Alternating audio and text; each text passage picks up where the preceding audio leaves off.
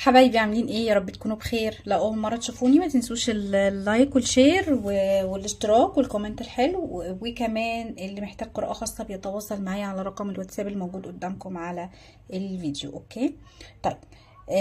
دلوقتي هنعمل مع بعض تهكير للعقل الباطن للشريك او للحبيب ايا كان نوع العلاقه. هنشوف ازاي شايفك، ازاي بيفكر فيك، ايه هي خططه، ايه هي نواياه السريه، ايه الخطة اللي بيجهزها لك لو في خطة، ولا انت اصلا ولا على باله وعايش حياته. ولو في خطة هو بيخططها لك او بيجهزها لك، طيب الخطة دي كويسة ولا وحشة ولا ايه الدنيا؟ تمام، فهنشوف مع بعض. بسم الله.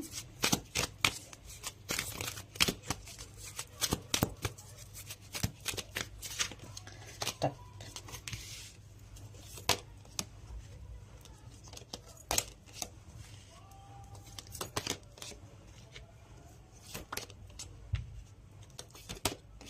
طيب ماشي، هنبتدي مع بعض.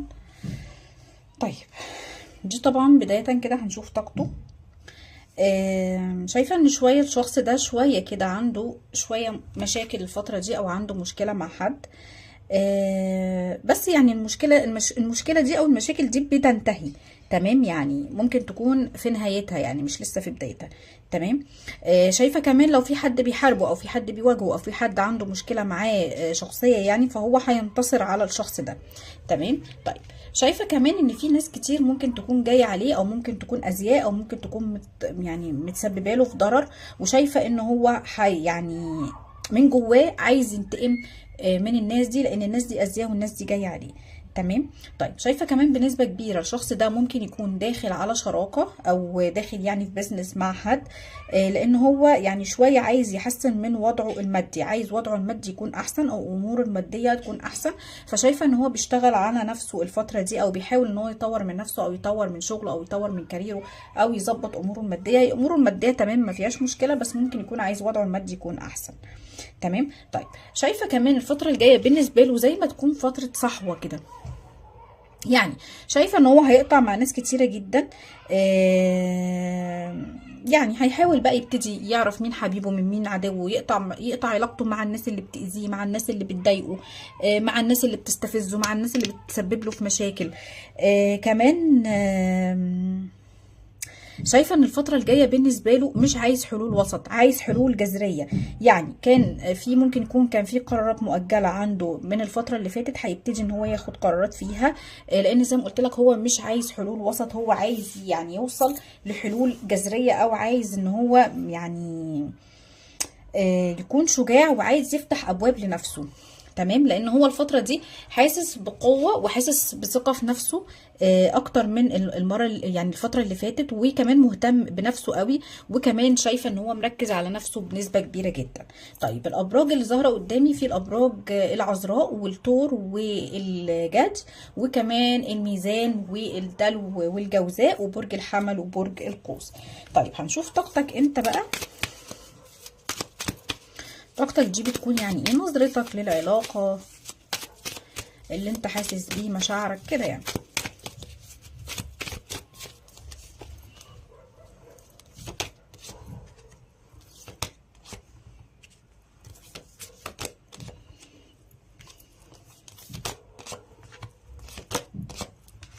طيب طاقتك انت، شايفة ان انت جواك اسئلة كتيرة محيراك، جواك اسئلة كتيرة مش لاقي لها اي اجابات.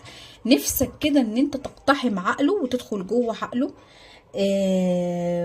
وتحاول توصل للاجابات اللي محيراك دي او الاجابات اللي شاغله بالك، لان الشخص ده بالنسبه لك لغز كبير قوي، وفي حاجات كتير قوي انت مش فاهمها، وفي حاجات كتير قوي انت مش قادر توصل لها من الشخص دوت. آه، زي ما قلت لك انت عايز تقتحم يعني عقله وتحاول تفهم حاجات كتيرة قوي انت مش فاهمها، وتوصل لألغاز كتيرة قوي، يعني تلاقي لها يعني جواك ألغاز كتير انت عايز تلاقي لها حلول. تمام، او عايز تعرف راسك من رجلك كده زي ما بيقولوا، لان انت ممكن تكون مش عارف راسك من رجلك في العلاقة دي. تمام. طيب شايفة بنسبة كبيرة جدا ان الشخص ده طول الوقت بيحط اللوم عليك انت. تمام، يعني طول الوقت بيطلعك دايما انت اللي غلطان. تمام. ممكن يكون كمان بيتهمك بسوء التصرف، بيتهمك اتهامات ممكن ما تكونش فيك، من النوع اللي بيقلب الترابيزه عليك. تمام. يعني كمان ممكن يكون بيتهمك ان انت بتيجي عليه، ان انت بتختلق المشاكل معاه. تمام. مع ان انت غير كده خالص، انت طول الوقت بتحاول اصلا ان انت تتعامل معاه بهدوء، لكن هو بيستفزك، بيثير شكوكك، بيثير فضولك. ممكن يكون بيحاول ان هو يعمل كل الحاجات اللي تضايقك. واول ما تبتدي ان انت تتكلم او تبتدي تلومه او تبتدي تعاتبه، يروح جاي ايه، قالب الترابيزه عليك. هو شخص يعني بيعرف يراوغك قوي، وبيعرف يطلعك غلطان، وبيعرف زي ما قلت لك يقلب الترابيزه عليك بكل الطرق. تمام. طيب كمان شايفه ان هو مش بيديلك اصلا كمان فرصه للتفاهم، ان انت تتفاهم معاه، وان انت تتكلم معاه، وان انت تفتح قلبك، وان يحصل نقاش، وان يحصل حوار ما بينك وما بينه. لا. تمام. طيب كمان الشخص ده صامت غامض، يعني عايزك تمشي على الصراط المستقيم. يعني عايزك طول الوقت تبقى ماشي وراه، ولا تزعجه ولا تضايقه ولا تقول له انت بتعمل كذا ولا كذا ولا كذا. لا لا لا، عايز ولا الضالين امين وخلاص. يعني ما تحاولش ان انت تتكلم ولا تفتح بقك معاه. تمام.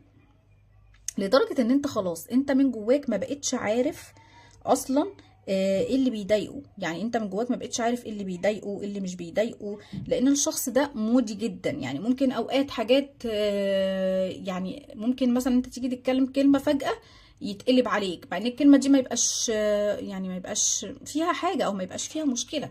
تمام. بس هو شخص مودي قوي.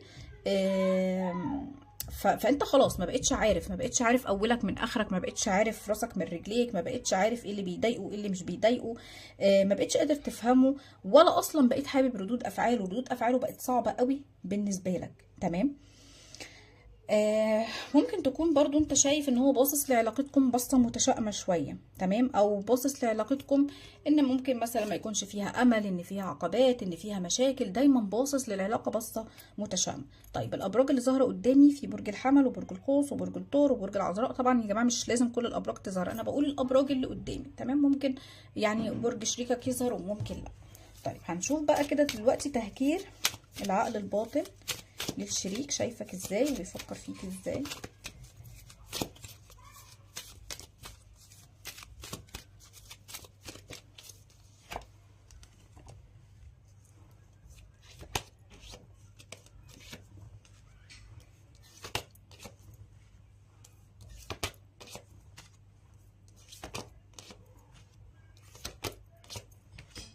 طيب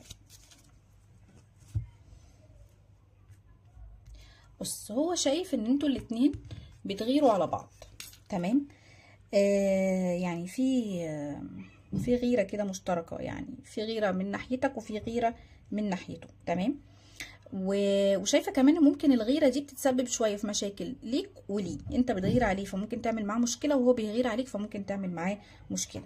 تمام. ولكن في نفس الوقت هو عارف ان انتوا متعلقين ببعض، ومش قادرين ان انتوا تبعدوا عن بعض، ومش قادرين ان انتوا تنفصلوا عن بعض، وفي مشاعر قويه جدا بتربطكم ببعض. لكن في نفس الوقت انت عندك اخطاء وهو عنده اخطاء. تمام. انا زي ما قلت لك هو بيقلب الترابيزه عليك، بس مش معنى ان هو بيقلب الترابيزه عليك ان انت ما عندكش اخطاء. لا، انتوا الاتنين عندكم اخطاء ومشتركين فيها. تمام. بس يعني زي ما قلت لك هو برضو رغم كل ده مش بيقدر ان هو يبعد عنك، رغم المشاكل ورغم الغيره ورغم كل الكلام اللي انا بقوله، لكن هو مش بيقدر يبعد عنك. تمام. حتى لو العلاقه دي اون اوف، حتى لو فيها مشاكل. تمام. لا بيقدر يستغنى عنك، ولا انت كمان بتقدر تستغنى عنه. تمام. يعني هو نقطة ضعف في حياتك، وانت كمان نقطة ضعف في حياته.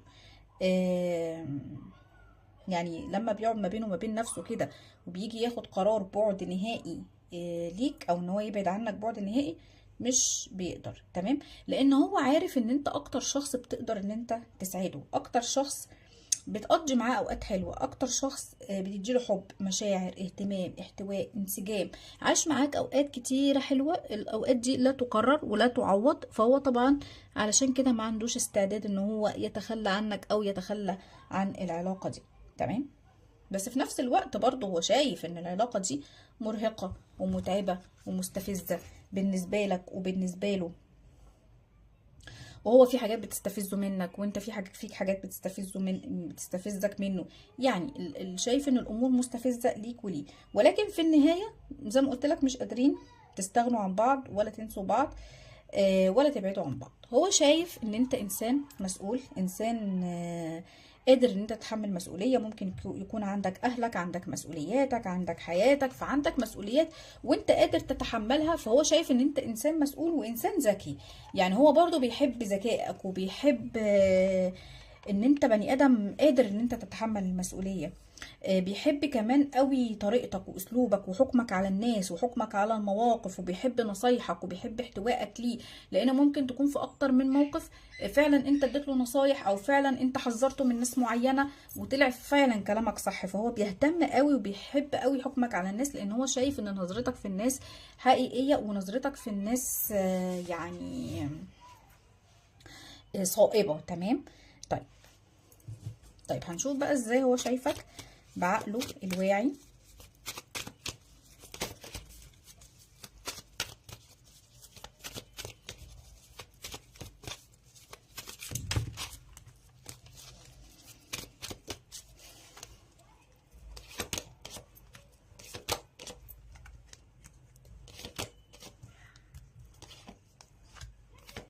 طيب طيب، هو بيفكر فيك، خلي بالك، طول الوقت، ومشغول باله قوي بيك. وشايف ان العلاقة دي لازم تتغير، لازم يحصل فيها تغيير، ما ينفعش تفضلوا كده. لان انتوا شوية عندكوا ازمة في حل مشاكلكم، يعني ما بتعرفوش تحلوا مشاكلكم. ودايما كمان زي ما قلت لك الغيرة والشكوك مبهدله الدنيا معاكوا. فانتوا لازم الغيره والشكوك اللي جواكوا دي لازم تهدى. لازم هو يديلك مساحتك من الحريه، وانت كمان تديله مساحته من الحريه. تمام. هو شايف ان كل واحد فيكم لازم يكون ليه حياته الخاصه، ويكون في سبيس معين، وكل واحد يعيش حياته بالطريقه اللي هي عايزاه، اللي هو عايزها. ما ينفعش هو يتدخل في حياتك ولا انت تتدخل في حياته.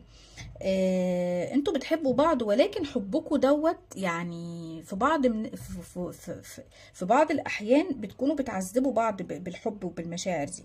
تمام. فهو دلوقتي شايف ان هو في مرحله زي ما قلت لك عايز يرتاح. حتى لو يعني حتى لو بعده عنك ده بيتعبه، وبيكون مش مبسوط فيه، وبيكون مش سعيد فيه، بس هو عايز يرتاح. عايز يرتاح بقى من الكلام ومن المشاكل ومن اصطياد الأخطاء. عايز يريح دماغه شوية الفترة دي. تمام.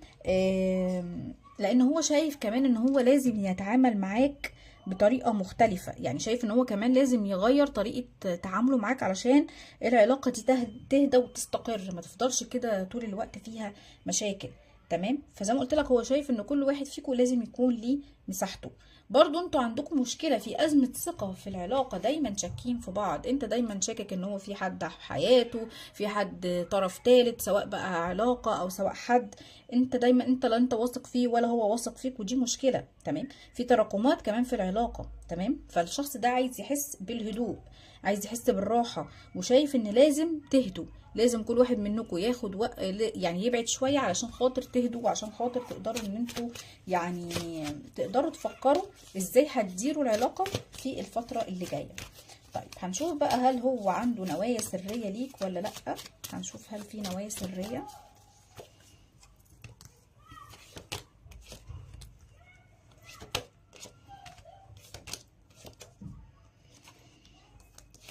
بسم الله.